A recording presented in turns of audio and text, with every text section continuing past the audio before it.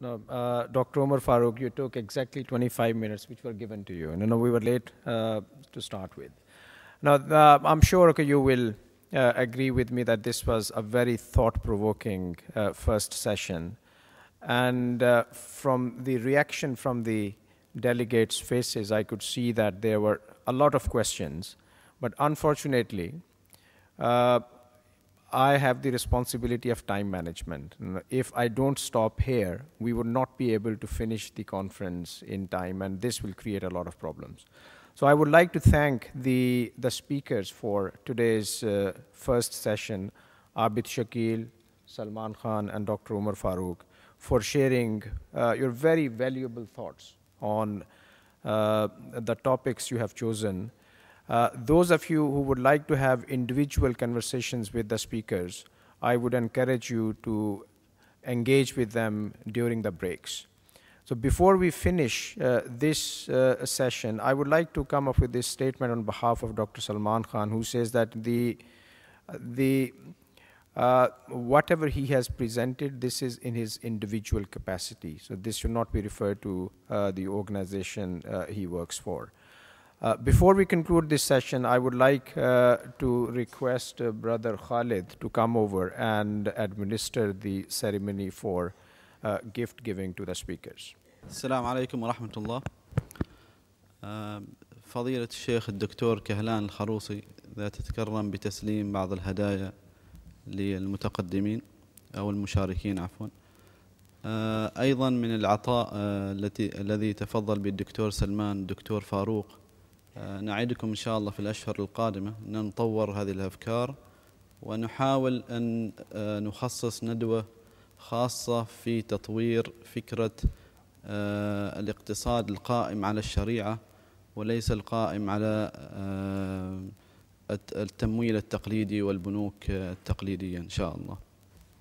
دكتور سلمان, please get a gift, small gift from Sheikh Dr. Kahlan al-Kharousi. And please, Mr. Abid Shakil, we missed you in the beginning, sorry.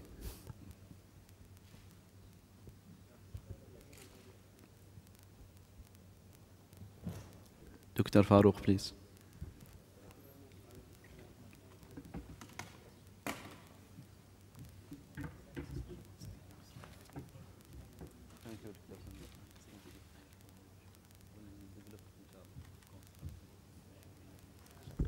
Mr. Abid Shakil.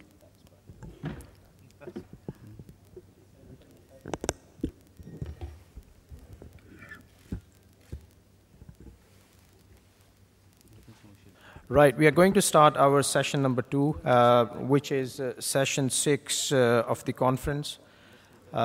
Discussion on Sharia issues in Islamic banking and finance, and the moderator for today's this session is Dr. Kahlan al-Kharousi, who is Assistant Mufti of Oman, and I would request him to come over on the stage and assume the responsibility of the moderator. Our other Sharia panel's members are Sheikh Nidam Yaqubi, who is a member of OIEF Sharia board and a very well-known worldwide Sharia scholar involved in Islamic finance. And we have Sheikh Dr. Ali al-Quradaghi, another member of the OIEF Sharia board from Qatar. I would request Sheikh al-Quradaghi as well to come on the stage and be seated. We have Dr. Mufti Dr. Mufti Muhammad Zubair Usmani from Karachi, Pakistan. He is representing over here as a Sharia scholar of Financials. And Sheikh Dr. Muhammad Abdurrahim Sultanul Ulama from the UAE. And of course, Mufti Talha Ahmed Azmin, he would be joining us as well. I would like to request Sheikh Nidam Yaqubi to come up with his opening statement, which would cover some broader areas for about 10 minutes. And after this, we would start the regular proceedings of this session. So Sheikh Nidam, if you could come over here before you are wide up, I think that would be really good. بسم الله الرحمن الرحيم الحمد لله والصلاة والسلام على سيدنا رسول الله وآله وصحبه ومن والاه. السلام عليكم ورحمة الله تعالى وبركاته.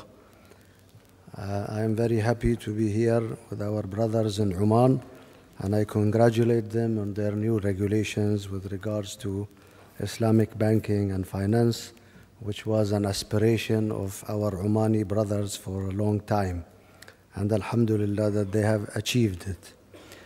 My remarks are, I have asked to comment on the paper of Brother Salman, which he has just presented, because I thought that it is not proper that while we are here present, no rebuttal of his arguments or of his thoughts be noticed. Otherwise, people might think that we all agree on what he said.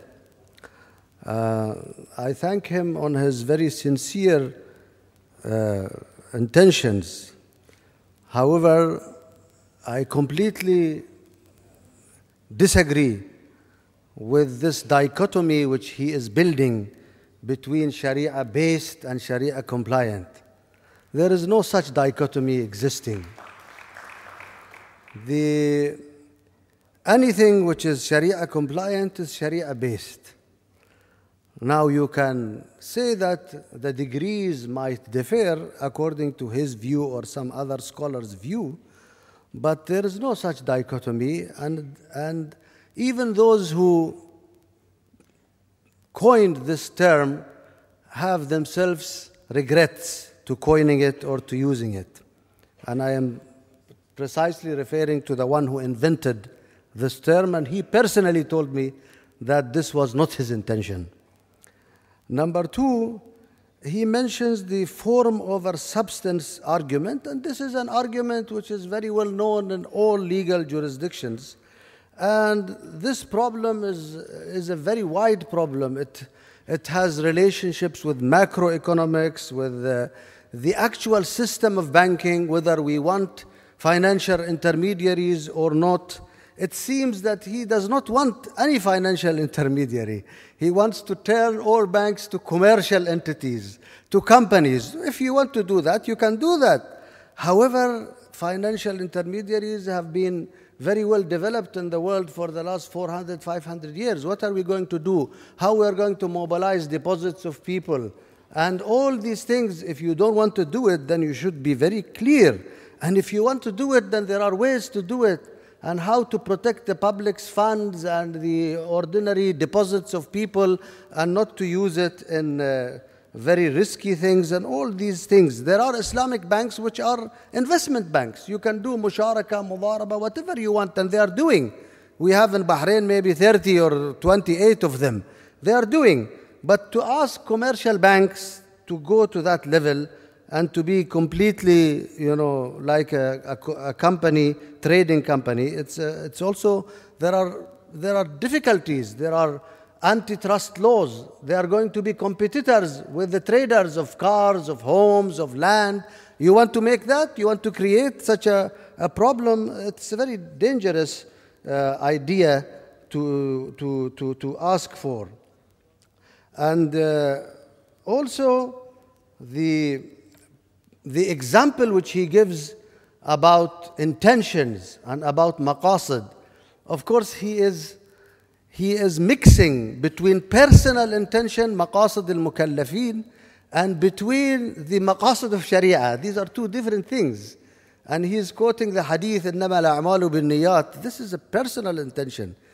Maqasid al-Sharia is something else I will talk about a little bit. The example which he gives, إِنَّ الصَّلَاةَ تَنْهَى عَنِ الْفَحْشَاءِ وَالْمُنْكَرِ.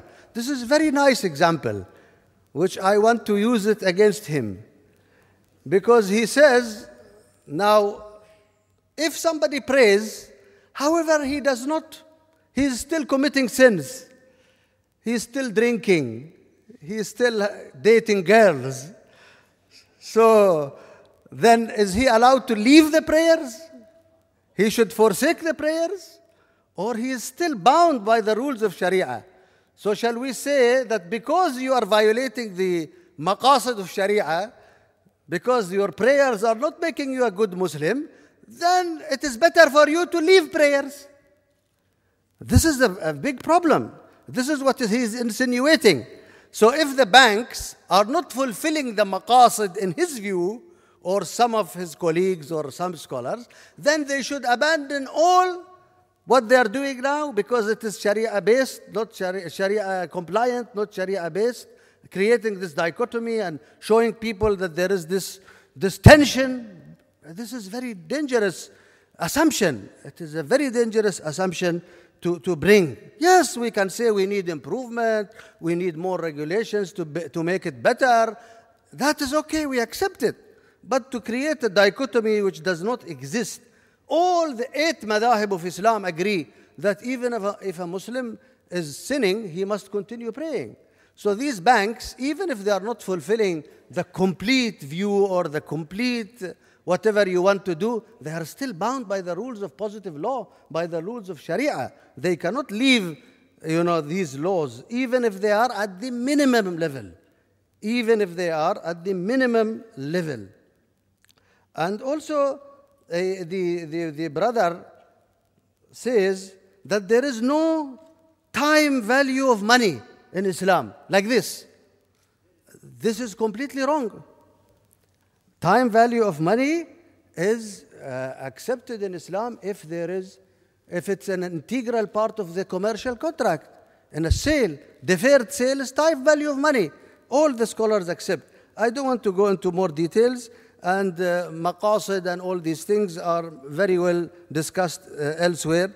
I just wanted to show our objection, and many scholars have the same feeling. Thank you very much.